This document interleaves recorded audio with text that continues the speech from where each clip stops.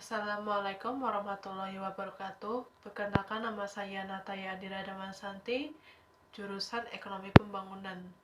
Materi Pancasila hari ini saya akan membahas tentang karyawan dan buruh tidak digaji akibat COVID-19. Sudah 2 tahun semenjak pandemi COVID-19 menyerang seluruh dunia, termasuk Indonesia.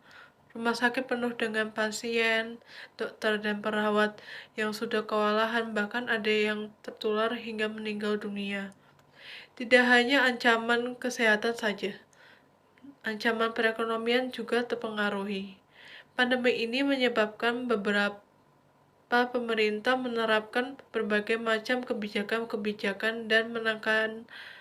demi menekan angka penularan COVID. Sayangnya, ada kebijakan yang memengaruhi aktivitas perekonomian.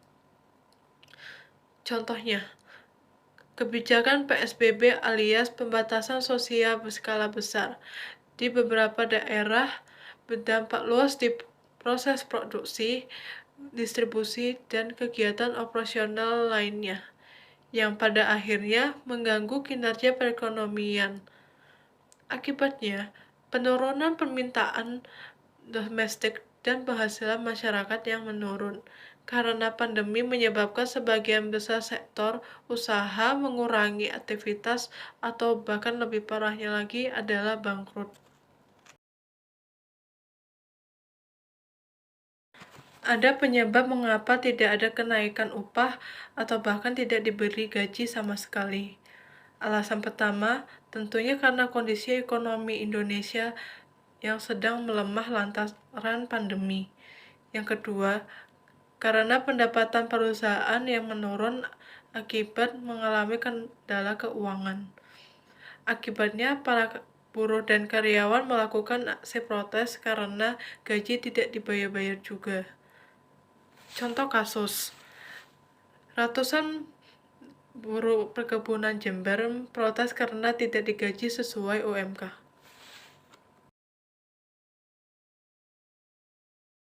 Tentunya setiap permasalahan pasti ada solusinya, walau proses penyelesaiannya berbeda-beda.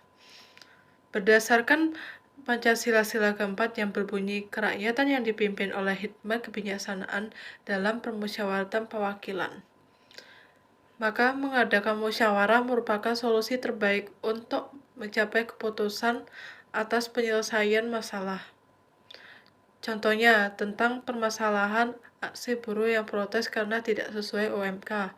Mereka mendatangi kantor Pemkab hingga DPRD Jember untuk meminta kenaikan upah. Selain itu, mereka meminta Bupati Jember untuk menemui para demonstran. Walau Bupati tidak ada di tempat, Diresi akan mengundang buruh dan juga dihadiri oleh jajaran Forkopimda.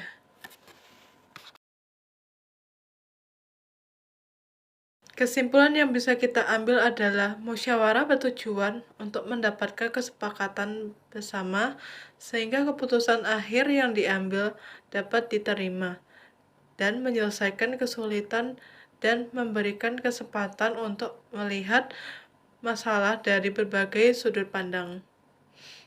Proses musyawarah tentunya harus memiliki pedoman, yaitu Pancasila, terutama Pancasila keempat dan Undang-Undang Dasar 1945.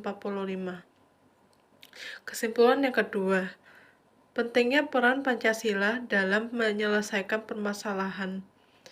Pancasila yang selain diterapkan pada pengambilan keputusan dalam kehidupan bangsa dan bernegara, juga dilaksanakan dalam kehidupan bermasyarakat.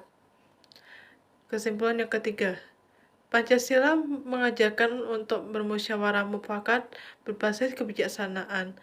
Marilah kita semua berupaya untuk menjadi bangsa yang berbijaksana. Sekian penjelasan materi yang dapat saya sampaikan hari ini. Kurang lebihnya mohon maaf apabila ada salah kata. Wassalamualaikum warahmatullahi wabarakatuh.